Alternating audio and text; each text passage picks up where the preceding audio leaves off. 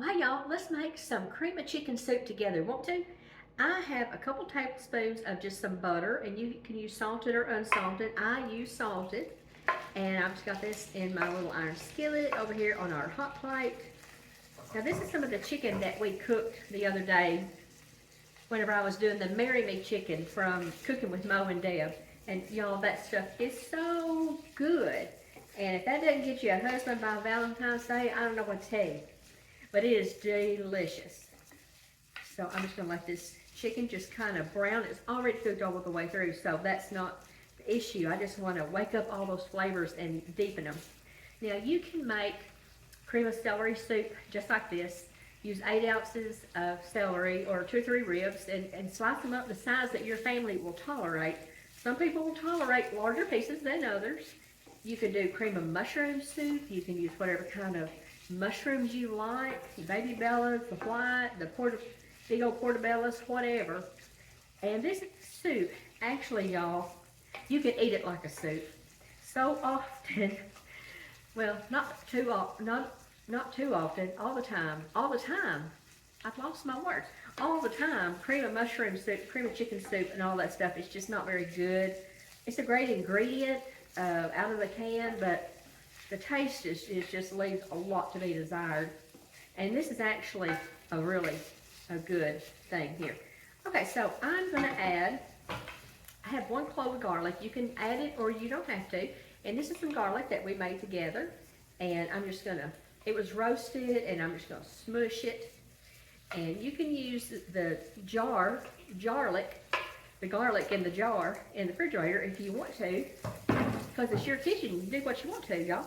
I'm just gonna turn this down so I don't scorch it too badly.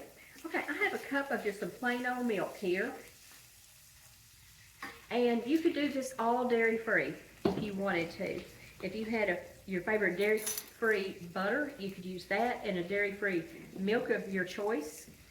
And I'm just gonna add a teaspoon of onion powder to my milk. And I'm gonna add a tablespoon of some cornstarch.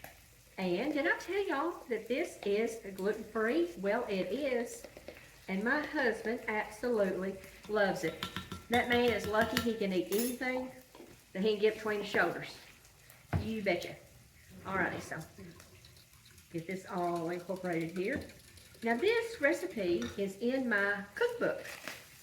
Have I told y'all I have a cookbook? Well, I do. And this recipe is in it. And it's so delicious. So basically today we're making an ingredient. I'm just gonna put my milk in here. And then you can just simmer this down until it's, you know, I guess the can of soup, let me crank it up a little bit. A can of soup is what, 10.5 ounces. So you can simmer it down to that amount. And I guess if you just really want it to look like cream of chicken soup, you could add some yellow food coloring, but you're kind of defeating the purpose of doing it kind of all natural and without as many chemicals and preservatives as possible. So I'm just gonna let this simmer down. Now, whenever this is done, I have no idea what I'm going to make with this. So I'm not adding any salt or extra pepper because I don't know what I'm gonna do with it. I'll do something.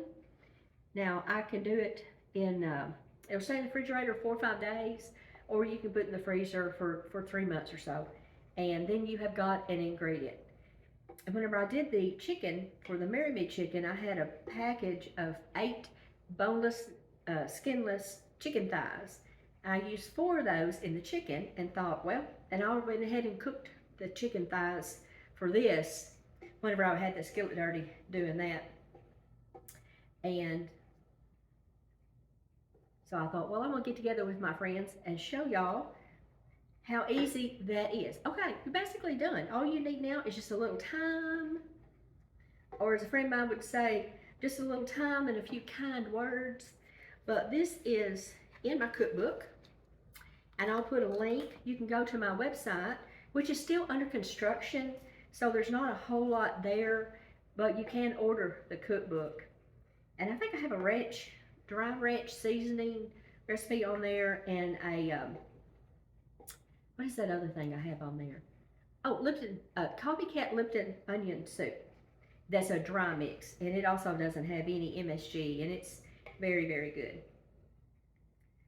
Okay, there we go. Now, you could put egg noodles in this, and you could have you a creamy egg noodle dish that would warm you up, and who doesn't need that on these blasted cold days that we're having here?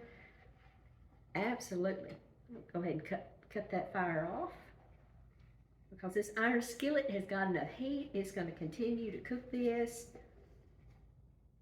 And let's just get us a little, let me get me a little bowl, and we'll get us a little bit of this, and we'll see what we think. So let me get that little bowl. All right. This is going to be hot. What you talking about, hot? So let's just put us a little bit in our little dish. That'll kind of help cool it off. Now you could, tell you what, let me get me a hot plate. I'm gonna go ahead and take this off the fire, because I really don't want it getting any thicker than this. You can thicken it on down, but I don't think I want to. So let me get a hot pad, and I'll be right back. Alrighty, y'all. Let's get this over here.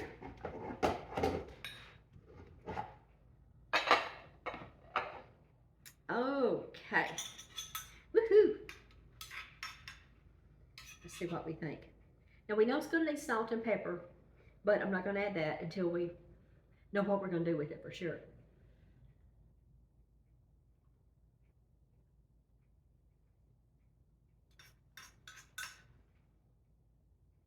That is so good. Even you lucky people that can eat gluten and MSG, all the stuff, y'all are gonna love this soup.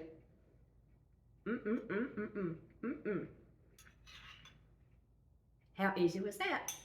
We made an ingredient. We didn't waste any chicken. We had everything here.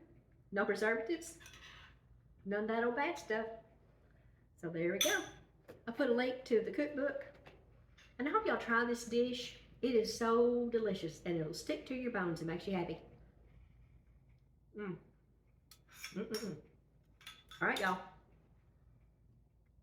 This could be a little bit of supper right here. I think it is. I'll see you next time. Bye, y'all.